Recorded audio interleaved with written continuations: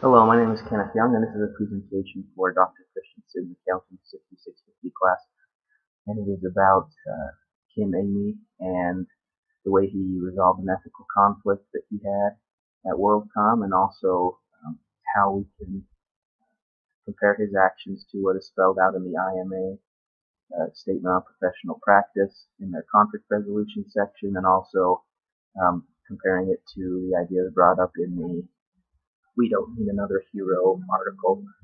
Just a quick recap on Kim Emigh. He was an accountant at WorldCom, and throughout his time there, he had some things that he thought were inappropriate, whether it be vendors um, submitting inappropriate billing for too much, or business expenses that really shouldn't have been counted as business expenses. But finally, when he was working there, they gave him a situation that he construed as tax fraud, and so he didn't want to go along with that. And so, in short, he went to his superiors and told to just do it, and then he finally blew the whistle anonymously on the company internally, and he cites that as the reason for him being let go, because he was fired. And after that, he went through a lot of financial hardships and things that were not pleasant. So, in his actions in comparison with the IMA conflict resolution, there are a few steps that are given to go through, and the first one is to discuss it with the people around you and your superiors, so that you have an understanding and you're not just not the boy who cried wolf kind of thing. And he did this. He talked to his superiors, and he went up the chain of command even farther than just his immediate superior. And so he followed this step rather closely. After this, though, even though he did talk to his superiors, they told him to just do it anyway. And so he finally blew the whistle on his company, and that is something that the IMA kind of talks about with calling an anonymous hotline, and they have one themselves, but I'm sure many companies have that. So he did that, and finally, the IMA says to consult your lawyer on the legality of the issue, and if needs be, to finally dissociate yourself from the company.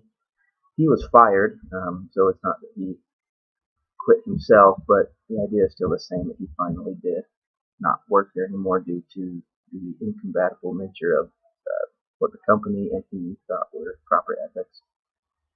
In contrast, in the We Don't Need Another Hero article, there are some ideas brought up about how we should go about ethical conflicts in a different way than just being perfectly towing the line all the time. And so one of those ideas is that you need to pick your battles and not just and not make a large deal of every little ethical thing that happens. I think that Kim did that with earlier in his career.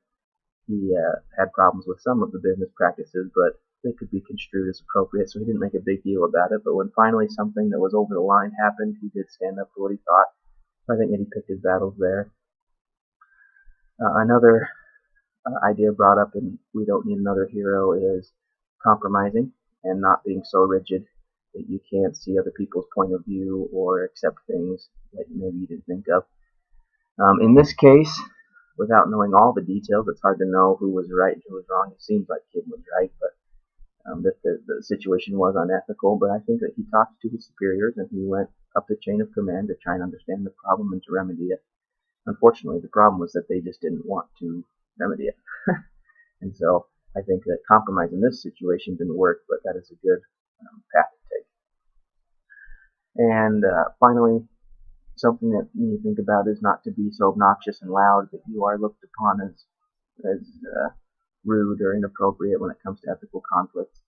And I don't think he was in this case at all. I think that he blew the whistle anonymously, but they found out eventually as things happened. But I don't think that he was over the top in this. And so, unfortunately, he did suffer a lot of things that were too bad, but he stood up for what he believed in, and I think that he followed, at least somewhat loosely, some of the steps in the IMA conflict resolution and the ideas in We Don't Need Another Hero.